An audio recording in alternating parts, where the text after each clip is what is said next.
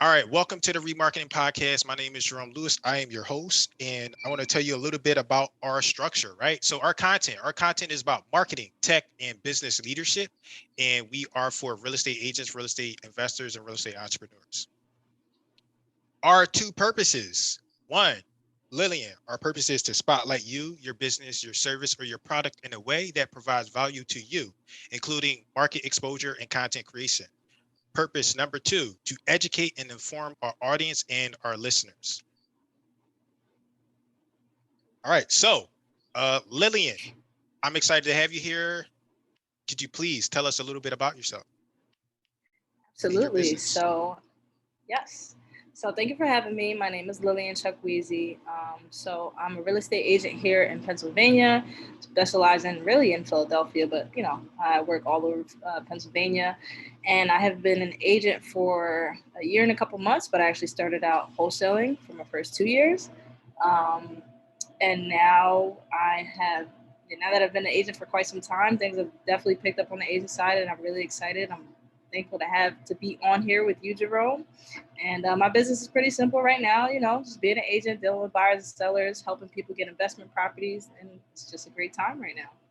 All right. So, Lillian, we have like kind of like similar niches or similar backgrounds, and you come from the investing space and you have a lot of experience with wholesale, but you're also an agent. So, could you tell us what, like, typically not a lot of people understand what wholesaling is. So, could you break that down and tell us about wholesaling, please? So a lot of people confuse flipping houses with wholesaling. Wholesaling is basically flipping contracts instead. So you are getting a property under contract as if you are the buyer purchasing a house, and you are simply assigning your rights to that contract to an investor who will actually do the work and flip that house. So it's pretty simple. You're acting as an investor, and you are an investor because the point of doing that is to gain enough capital and to flip your own houses, and you are partnering with the investors when you do that. So in a sense, it's on the investment side because you're providing value to the investors, and you are partnering with them, either having them fund your deals or whatever the case may be. There's a couple different ways to work it, but it basically is flipping contracts. That's the easiest way to kind of put it. Okay. So, let me ask you this question, right? So, because you're an agent, because you're a also a wholesaler, right? You just mentioned something that most people confuse, and that's like one of the questions that I typically ask people. So I want to ask you that question, right? And what is a common myth about what it is that you do in your business as an agent and a wholesaler? Okay, so me, I've changed my business a little bit. So previously, when I was just wholesaling before I became an agent, I was marketing to distressed homeowners. So I would market to these distressed homeowners looking to possibly sell, get that under contract, and then flip it. Now, as an agent, I've kind of shifted my model to where wholesalers bring me deals as if I'm the investor, because there are deals that I am looking to invest in myself, but they bring me the deals, and I have retail buyers and my cash buyers looking at these deals, and I basically just bring a buyer. So I'm kind of like a disposition partner to these wholesalers. So that's kind of what I do now. I don't necessarily. The difference is I don't get the contract directly. I don't go directly under contract with the seller anymore. Typically, there are some cases where I still do, but for the most part, instead of me trying to wholesale, these wholesalers bring me the deals and I bring the buyers. So I'm kind of like the middleman to the middleman. And then of Got you. course I still work my regular, helping buyers and sellers on the retail side. That makes a lot of sense. So I want to ask you, what's the biggest challenge you're facing in your business and your career right now, and what are you doing to tackle that challenge? So one of the biggest challenges is that I came from such a heavy place of working with sellers. As a wholesaler, you work with sellers strictly. Now, as an agent, like my when you're a wholesaler, your buyers get what they get, right? Like it's not like you really go shopping for your buyers. I mean, some people do, but like they get what they get. Whatever comes on a deal you get, they get. Whereas though now I'm on the retail side and I'm dealing with a ton of buyers. It's a super hot sellers market, so there's least or less sellers than there are buyers. So I'm dealing with a lot of buyers in my retail business, and I'm trying to figure out how to manage helping them and still not driving myself crazy, because dealing with buyers on the retail side is very different. You have to actually go shopping with them. So now, instead of me just pushing out deals when I get them, and then my buyers picking and choosing what deals they want. Now I have to like physically go out and go shopping with my buyers, and it's a very different dynamic. Again, because a retail buyer is very different from an investor. An investor is very, um, how do I say? A retail buyer is very emotional because they're probably going to live in the property, or maybe it's their first property. Where an investor is very like number focused, like, okay, do the numbers work, let's move. This might be their 10th property or their 15th property, so it's very different. And so the biggest struggle that I'm having right now is really just managing my time, because I've never dealt with retail buyers on this side of the business, and it's very different. So yeah, now that I went from being so seller focused to now being buyer focused, I'm trying to kind of figure out my way through that. So that's my biggest challenge. What are you doing like specifically to kind of tackle that problem? Are you like telling people no? Or are you like not taking calls? What's the process like? No. So I'm picking and choosing who to work with. So Okay. I refer out a lot of my business. I refer out most of my buyers, honestly. Oh, really? And I'm getting to the point where I'm going to be referring probably like 100% of my buyers out, and just dealing with sellers, just because I'm just better with sellers. You can leverage your time better with sellers. And I mean, that's what everybody goes for. Listings are leverage. And it's true. So that's the change that I've made in my business. And there are some things that do come with referring out, as far as like, still making sure that the client is being taken care of, and making sure like it's still a team effort. So that's kind of what I've decided right now that I'm going to do. And then any deals that I take on myself as for a buyer, because I can't refer everything out because I still have to make money.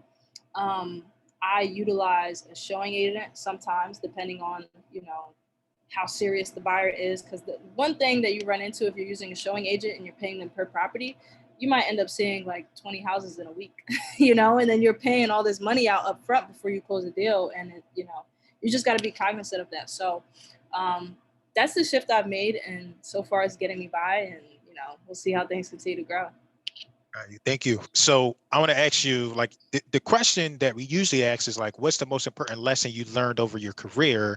But I want to be even more specific, not your entire career. I want to ask you about like the situation that you explained, like dealing with buyers, dealing with sellers. Like, what's the most important lesson you've learned, like switching over from buyers and sellers, and wholesaling to agent? So the most important lesson that I've learned, so it's kind of like a two-part answer to that. Mhm. The first most important lesson I've learned is figure out who, not how. And I know this, but it's different when you start to apply it, right? Like I get it. Like I know I have to think of who, and you always tell me to tap into my people resources. And it's a skill. It's like a muscle that I have to continue to flex, because I'm just used to trying to solve problems on my own. And so like as soon as I have a problem, I'm like, okay, how can I solve it? But you really got to think who can help you solve it, instead of how you can do everything, because you can't do everything. And that's the fastest way to fail in business, is trying to do everything yourself, right? So, and then to go along with that, I've realized that the reason why I'm having this, it's kind of like I'm having success, but it's a good problem to have, that I'm dealing with so many people. So the second part of that question is, because marketing is, you have to be consistent in marketing. That's like the second most important lesson, because I realized that my business is to this point because I've been the most consistent with social media marketing.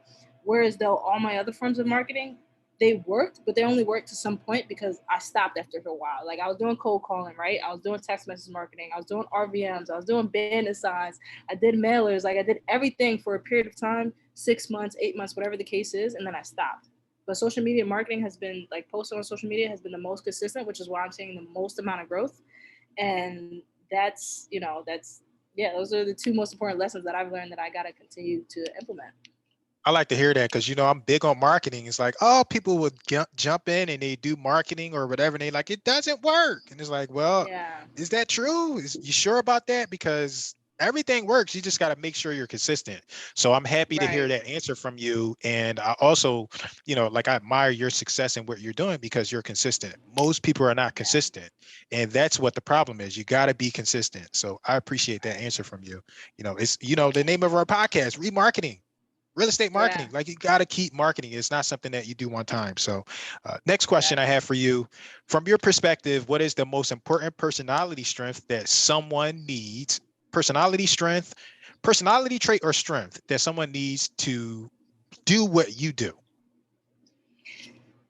I think it's resilience. And that Resilience. just goes to being able to weather the storm, because like you just I mean, it's just like anything in life. It's cliche, but you got to be able to stick it out. That's the only way you're going to see the success on the other side. Like you're going to have to go through the dirt and the mud in order to get to that success. And it is what it is. There's nothing in life that like you can't, even if you have a mentor, you still, there's certain steps you still can't skip. A mentor will help you expedite the process, but you still will get, as Gary Vee says, punched in the face. Like you're still gonna go through a lot. You're still gonna go through a lot. And if you can get through that rough patch, like I'm in a rough patch right now with my business. I have growing pains, like serious growing pains. And I just know if I can get through that rough patch, on the other side, it's going to be so much success. And I'm already seeing it. I just got to actually get through it. You know what I'm saying? So I would think resilience would be the number one trait that you need to succeed in anything. Got you. I appreciate that. And so, Lillian, you do a lot. We got our beef about TikTok versus the other stuff, right? We got our little friendly beef. You Yeah. post a lot of content. So my question to you is like, how do you get that work done, right? And what time do you get it done? Like, what's that process? Actually, just talk about the process of how you get stuff done. So it's batching, like we were talking about on the presentation the other night. I have to batch. If I don't batch, like I will go crazy. Meaning that I'm gonna sit down and in one period of time, whether it's an hour or 2 hours, I'm gonna create as many videos as I possibly can, and then leak those videos out throughout the week. So like for example, the other day I sat down and like an hour 15 minutes I created 8 TikTok videos, right? And if I'm posting once a day, then I have my content for the whole week, right? Same thing with my YouTube videos. I sit down on Friday morning or Saturday morning, and I'll record 4 videos, and I'll post 1 to 2 videos a week on my YouTube channel. So like I have to sit down and create that content all in one sitting. Because if you try to do it every single day, you'll drive yourself crazy. And even before then, it's a process, right? Because I got to think before then, when I do it for my YouTube videos, you have to take the time to come up with the topic and the script, right? So whether it's word for word or notes, whatever the case is, still have to take that time to sit down and prepare. So there's a preparation piece that comes into all content. Sometimes with TikTok and Instagram, sometimes it just comes like that, and that's cool. But a lot of times you still have to think about what you're actually going to put out before you put it out. So there's a preparation piece, and then there's the actual creating piece. So yeah, for the most part, I sit down, I batch my content, and that's just the way to go. Because if you try to create it every day, you will drive yourself crazy, and you won't even like be able to focus. Like you want to be able to go throughout your day knowing that, okay, my content's already like created, or it's already set to like post at whatever time, you know what I mean? Or you already know that you're going to post it at a certain time. So that's how I do it. I agree. I'm big on batching because I would, like you said, I would go crazy. That's just, it doesn't make a lot of sense. People are like, oh my God, you're around every day. And it's not like, look, no, actually, I just do a bunch in one day, usually Tuesday. Mm-hmm. This is my day, right? I'm getting a lot done. Then I just roll it out. You schedule it. You get out as much as you can done in one setting, and then you go from there. So There next you question we have for you, Lillian, is, let's see. go. Other than the occupation you're in, right? Your business, where you're doing real estate wholesaling, what's another occupation that you would like to try? I like this question because it makes me think about what I would actually do. Now, previously, I was a professional basketball player, so that was like the occupation I really, really wanted to try, right? But then I achieved that. There's Should no I need post a for the video face. for him?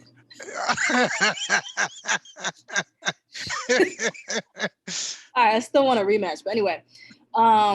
So an occupation I would actually like to try is like modeling, because, and this is the reason why I would try that, is because that would get me out of my comfort zone.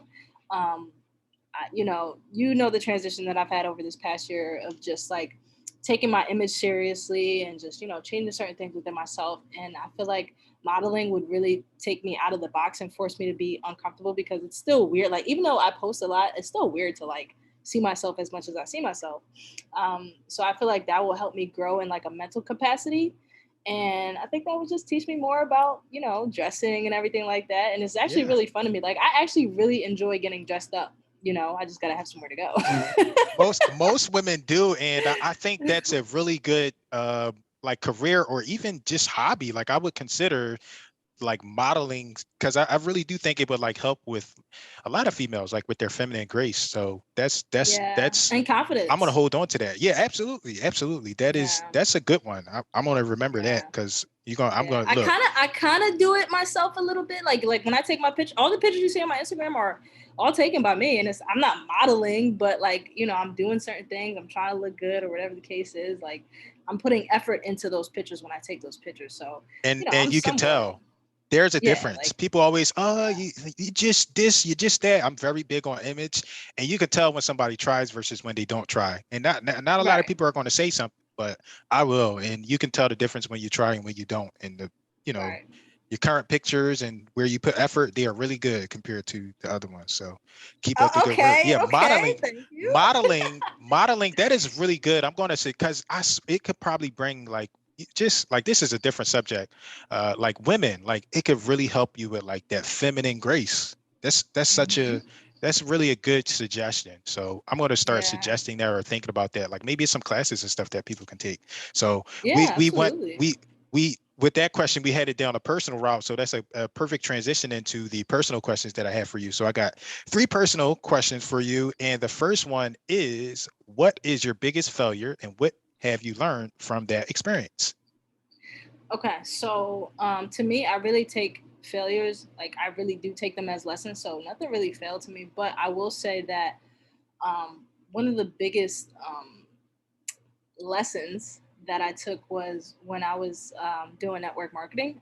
I'm pretty sure everybody has almost done has done tried a MLM or I got some sold Herbalife something. for you. There you go. I did Herbalife too. But you know what? The good thing about it is that I've been successful in pretty much every MLM I've made money. That's my term of success. But what I realized is that you can't force someone to do the work that they need to do, right? And that really, that really like, it did something to my brain because when you're doing network marketing you have to bring on a team, right? And so I would be like, oh, okay, like I'm really good at this, that means my team is automatically going to be really good at this, and that's not the case. Like you are different from everybody else, right? So you kind of have to be willing to um, doing something yourself versus teaching it are two different things, right? Like everybody who practices something can't always teach it.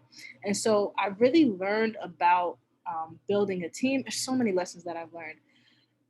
But in general, just like trying to force people to do something that they don't want to do, like that really like got into my head, and that translated with like basketball and everything else like I've done in life. It's like you can motivate yourself. Can you motivate other people? And then also with motivating other people, will they actually apply it? You know what I mean? So now that I'm like a real estate agent, and the whole team aspect. I mean, I've been told I need to build a team, this, that, and the third. And there's reasons as to why I haven't gone that far yet. But understanding that you can't force somebody to do something that they don't want to do is big for me, because now I just move different. Like I know I can do certain things, but now when you're bringing somebody on, even to do certain things, like when I had a cold caller when I was wholesaling, like you have to understand and be okay that they might be as a percentage as good as you are, right? Like it's gonna be, they're not gonna be as good as you are, and it goes back to the who not how thing. Like be okay with the who maybe not being as good as you are, but at the same time you're able to delegate and get more time back to yourself. So that was like a long-winded answer, but it all comes back to just like you can't force something down somebody's, like you can't force them to do something, right? So you got to find other ways to basically find a common what do you call it, find common territory between the two to basically kind of get what you want, get what they want, but also get what you want as well. You know what I'm saying? Does Yeah, that make sense? That was kind of a little that bit of a rant. that does make sense. And it was long, but it was healthy. It was a good answer. So I appreciate that. Our next question for you is, how would your parents describe you? Okay, so my parents would, my parents, being an entrepreneur, I've done so many different things, right? But one thing that my parents would definitely describe me as is kind of like what I was saying before about being resilient. Like I've never stopped in like everything that I've done. Like I've pushed as hard as I could.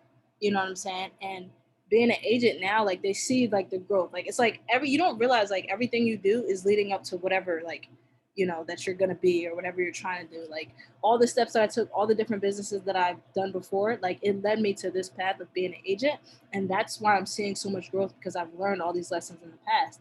So I think my parents would really describe me as resilient because they've seen my growth, And they're like, man, like, when she finally does stick with something, that thing is going to explode, and like, here I am, I'm in my, this is my first full year of being an agent. And like, I've just seen so much success, like that I know that is compiling and compiling. These seeds have been planted and that, they're going to sprout. So I would say that's how my parents would describe me. Okay. Nice. Now, next question that we have for you is, what's a funny story that your family tells about you that you would like to share? So one day when I don't know how old I was, probably like 7 or 8.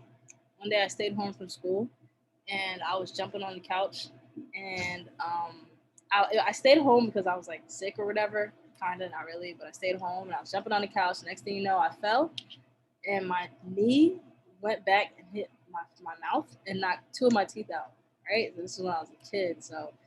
But thankfully, they weren't my adult teeth, so they knocked them out. But I like this story because when I think of how I was able to even get to that point, it's because I was able to stay home. And I was such a good student growing up that, like, whenever I wanted to stay home, my parents would let me stay home. It wasn't often, but because I was always so on top of, they just instilled this. I mean, being Nigerian, they instilled that you have to get your stuff done, right? You have to. There's nothing like failure. You have to succeed, right? And some people take that in whatever way they want to take it, whether it's people being hard on them, whatever it is. But I was such a good student. I always was on top of my work. Even when I did have a sick day, I didn't even really like, when I got to college, I didn't even like missing class because I knew I had to make up the work at some point in time. So I hated missing class anyway, but I was such a good student that my parents always allowed me to stay home whenever I wanted to. And the only reason why I was able to do that is because I handled my work in the classroom all the time. Like, all the time, no matter how, like, even when I was an athlete in college, I was working and being a basketball player and going to school, and I still got all of my stuff done. I was always at least like an A minus B plus student, like, always. And I just take pride in like stuff like that because it's not the grade itself; it's the work ethic. Would you say that work ethic transferred over to what you do in your business, or what are some of the things that transferred Yeah, over from your yeah, past? yeah. So it's the work ethic and it's the mentality. Because again, it's not the grades itself. It's the stuff that you put in behind the grades, right? But it's the stuff that you put in behind, like, the game winning shots or whatever. I only had a couple, but Um, so yeah, I mean, that stuff. I mean, especially sports like basketball, that stuff. Like, I literally see myself now the way I grinded as a basketball player. I was just talking to my friend when I went to my college game last weekend. Like, me and my friend, we used to put in hours. I'm talking about. I would go to work in the morning. Look, not at college, but like during the summertime when we were back home, I would go to work in the morning. I'm sorry, I would go work out in the morning. I would go lift in the morning, go to work from 9 to 5, and then come back and do like basketball drills in the evening. So I was grinding because I had set my goal to go overseas, right? So like that work ethic directly translates to real estate. And I mean, we've had conversations, me and you, where I'm just like, okay, I gotta chill out. You know what I mean? Like, I gotta learn to like relax. Like, now I've learned to like grind. Now I have to relearn how to relax. So I mean, it's give and take, but I definitely learned a lot, and that definitely translates like the work ethic that I had in basketball and school and just being determined to succeed. It definitely translates now into real estate for sure. Got you. So we're going to wrap it up, and we have a section where we like to ask some closing questions. I'm trying to figure out what we're going to call it, but since we're in real estate, they're closing questions, and then in real estate, you got the closing table. So I'm Yeah, thinking about calling it the closing table. So let's get to the closing I table, like right? that. And I like yeah, that. it's a little corny, but people like it. So This will closing be a table. faster closing. Yeah, exactly. So closing table. What are 3 books that you recommend to the audience and why? Okay, easy. Think and Grow Rich by Napoleon Hill. That's a given. Um, Millionaire Real Estate Investor by Gary Keller. That's a given. Um, and then I'm gonna explain after. And then what's the third one? Mindset, Real Estate, and uh, shoot, lost my train of thought. I'll say, oh man, why did I lose my train of thought on this? What is my favorite? See, that's why the holding up the closings. They No, blame the yeah, client exactly. when it's really No, the no, agent. no. No, it's the lender.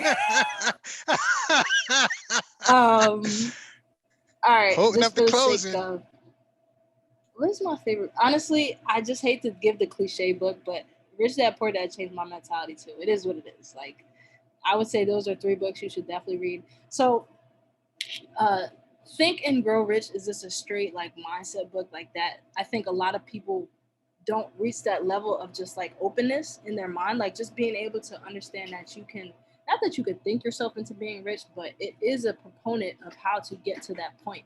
You know what I mean? Because if you don't have an abundant mentality, you'll always like think that you have limited resources. You'll always like basically blame something else or someone else as to why you can't reach the level that you want to reach. So that's a really good mindset book that you should read. Um, Millionaire Real Estate Investor, I say that specifically for agents because we get so caught up in the cycle of sales that you realize, like 10 years later, not me, but 10 years later, you look up and you realize you're still doing the same thing, right? So investing in real estate is what's going to help you basically retire. Because I know a lot of like, especially older real estate agents that just like, they're still doing what I'm doing. And I'm like, well, I don't want to be transacting deals at the age of 45, 50. Like I could, but the point is to be free at some point, financially free, time freedom to be able to spend time with your family. Like you don't want to be caught up in the hustle and bustle world forever, right? So I think that book is really important. And then Rich Dad Poor Dad, I mean, that book, that was the very first financial book that I've read like ever, right? And that was in college. And that really just opened my eyes to understanding the difference between an employee and a business owner or an investor because I didn't really understand, like, we all know the typical go to college, get a job, whatever, right? I didn't understand, like, I didn't know there was another part. Like, I didn't know about being a business owner. I didn't know about being an investor. Like, I just knew what the employee side was, right? And there's nothing wrong with having a job, but understanding that you can get to another side of things. Like, you can have a job and still be an investor, right? Like, understanding that you want to leverage your money as best as possible. I think that was a trigger in my head. And that's why I wanted to become an entrepreneur because I understood that, okay, having a business and making investments are what's really going to set you free. You know what I'm saying? So those are the three books I recommend. All right, so we got one final question for you, but before we get there, so we got two questions. First question is, what's one question you wish I'd asked you, and how would you have answered that question? How is my mental? How how are you doing mentally, Lillian? How are you doing? I wish you would have asked me that because I'm going crazy. That's a good one to ask. That's for a good one real, to right? ask, and you Because should yeah, it's not enough attention around that. So I hope yes, you answer yes, honestly. You going yeah, and I crazy? will. What? Yeah. Yeah, no. So I will answer honestly. Honestly, like this week has been a lot, but I know it's because I've taken on a lot of work this week in particular. So I understand. I understood what I was getting into. So it's not like I'm shocked, but it is a lot mentally, and so I'm doing okay. I could be doing much better though. I would say that, and I think I also need to take active steps to become better because I mean, like for the last 2 weeks, I haven't done any like self care, which is not good. And I was just thinking about that to myself yesterday. I was like, I need to go get a massage. I need to go do something. Like, I need to take a break, and just reset. And honestly, it should be a weekly thing. Like, you should have a weekly way to reset yourself. And I've kind of just got off track like the last couple of weeks. But so, like I said, my mental is okay, but I have to actively work to get it better because I think a lot of people think that it's just going to become better. Like people get depressed and, I'm not trying to come after that group of people, but it's like people get depressed and they don't do anything to like get out of it. But you have to take active steps to like make yourself feel better, even if it's just tricking your mind, like, you know what I mean? Like sometimes you have to lie to your mind, like, oh, I don't know, feel like you're on a beach or something like that. Or, I don't know, like whatever you got to do, you got to like take action to actually make yourself feel better. So like for me, what I'm going to do is I'm going to actually schedule a massage, right? And then I'm also going to put my phone down for a little bit this weekend. I'm gonna try to do that, and then there's gonna be other little things that I'm gonna want to do. But like, I want to have a spa day. Like that's my main thing. Um, but I need to actively incorporate that in my schedule. Not that in particular, but something to reset myself every Yes. single week. So yeah, so my mental's okay, but we're gonna work to get it better. Yeah, I was This going to week has ask. I just was going to been ask you, what are you overwhelming. going to do about that? Because I'm solution oriented, but you already gave Yeah. all of the answers.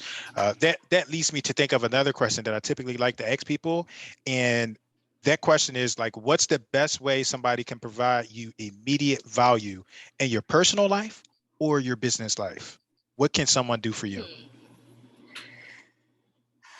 Wow. Okay. Well, And you have to give an my answer. huh. Can't say I don't know. That's a really good question because Yeah. that'll probably be the solution to your problems right now. Um, in my personal life, well, first, my personal life, I'll tell you right now. If I find a husband, that'll be that'll be an immediate solution. So So, how can somebody help you with that? um, how can somebody help me with that? I don't know. Yes. I mean, I guess Send you I don't know. prospects, DM you, text you. No, What can someone do? my DMs are full, please. I'm full, full with business. Full with business. so we That's a gonna good fill it question. with prospects, right? Yeah, I mean, prospects are good. Prospects are good. Okay. We can do All right. prospects. What kind of prospects? Marriage-minded prospects. Okay. All right. So you want marriage-minded prospects. That's for your personal. Now, how about your career? What's a way someone can provide you immediate value to your business or career? So, for my career, it used to be how to, up until a couple days ago, it used to be how can I wanted to talk with somebody to figure out how can I scale my business as a real estate agent. But I figured out that solution by talking to a whole bunch of agents, team leaders, blah, blah, blah.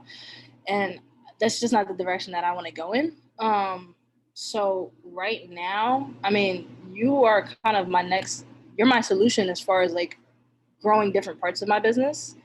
Um, so I kind of got that figured out, not totally, but you're helping me because I want to grow, creating a course and everything like that. So right now it's just a matter of, okay, I told you this before, but I'm going to finish out the buyer clients that I have right now who are taking the most amount of my time, continue to refer out my clients and just handle the listings and try to build, these ancillary products such as my course, my ebook. Well, I already built that and just some other things. So that's kind of where I So am right now. I appreciate you saying that because sometimes I don't feel like I'm appreciated, right? See, I'm not saying it's true, but I feel Yeah, like see, so. I was gonna say the way you So feel. I appreciate that. And one of the things you mentioned your ebook. So can you tell us how we can get access to that ebook or where to find that so we can learn more? Yeah, absolutely. So it's on my Instagram. If you follow me on Instagram, you have to follow me on Instagram. And it's on my YouTube channel as well, but it's easier to access through Instagram. So if you go on my Instagram bio, you will see it. It's on my link tree. So that's the easiest way to get in contact. I mean, or to get the ebook or to get in contact with me is through Instagram. YouTube, you can follow my YouTube. I have a bunch of videos on there helping real estate agents. You could drop comments on any videos that I created. I always get back to people, unless it's a really super super negative comment that I won't get back. But other than that, like I will definitely get back to you, or you can send me an email, and I'm sure you're gonna put all the links to everything down below Yeah. or And the so show notes. so can you tell us what the ebook is about? Can you give us a brief and then I'll ask the final statement, closing question. Yes, absolutely. So the book is called The Ultimate YouTube Guide for Real Estate Agents. And I created this book because I started seeing a tremendous amount of success of generating leads on YouTube. And I started getting a whole bunch of questions because I would post about my success on my Instagram and people would start asking me like, how do you do this? How do you do that? How do you start a YouTube? And so I created that as a resource to help everybody. And I do think I'm really like passionate about like video marketing, and this is why we click so well. because because it's any agent who puts out any type of videos is ahead of their competition in most cases. So I encourage agents to put out more videos, and that's why I have my ebook, is to help agents get started on that journey, and hopefully see the success that I'm seeing and even more success. So if you are an agent who's looking to grow your business on YouTube and have the growing pains that I have right now, then definitely check that out. Again, it's in my Instagram link bio. All right. And so I got another question. I'm holding up the closing. What's next for you, Lillian? So let's be more specific. We got the ebook on how to grow your because I like digital content. I like digital content creation because it's a little bit more leverageable. So you have the ebook. What's next? What's coming next for those agents that's involved like that? What's coming next is the course. The course is what Okay. I'm working on. It might have to get, you're gonna be upset, but it might have to get pushed back. I don't know yet, but I'm working on it. I'm trying my best. I told you I'm so overwhelmed right now. I'm trying to keep my sanity and keep my mental health. Podcast is over. No, but I'm Podcast actively working on getting this course out. So that's what's next. That's what's directly next. After that, honestly, it's pretty open. I have been asked to speak at like certain like online events and like collaborate with other like creators and real estate agents. So honestly, the digital content world is that it's a huge opportunity for that. So you might see me speaking in person. You might see me, speaking online. Maybe holding events. I don't know. Or that husband. Oh, who that on stage? Oh, I thought we were talking about just on business. Oh yeah, my husband is coming. No. I'm getting a what? Yeah, but the more exposure, the more Oh so. Yeah, of course. But yeah, anyway, that'll be a personal comment that I talk to you later about. But yeah, no, for sure. I mean, more exposure in general is always good. So yeah, I appreciate you, Lillian. I'm going to ask you the final question, then we can get this deal closed, right? Closing table. Okay. So let's close the deal. Where can listeners find you online? Yeah, so Instagram, TikTok, YouTube. I will give you the links to everything, but it's my first and last name on Instagram, Lillian Chukwueze. I know you can't spell it, so you'll have the link. Lillian Chukwueze on Instagram, Lillian Chukwueze on TikTok, Lillian Chukwueze on YouTube. Yeah, those are my three main things. So yeah. Thank you, Lillian. I appreciate having you here. So, in the same theme of the closing table, do you have any closing statements before we go? Ooh, closing statements. Be resilient. That's all I got. Be resilient. Make sure you follow me. All right, Lillian. Thank you. I appreciate you so much. That was an awesome interview, and I look forward to us doing this again in the future. Thank you, Jerome. You're welcome. I'll talk to you soon.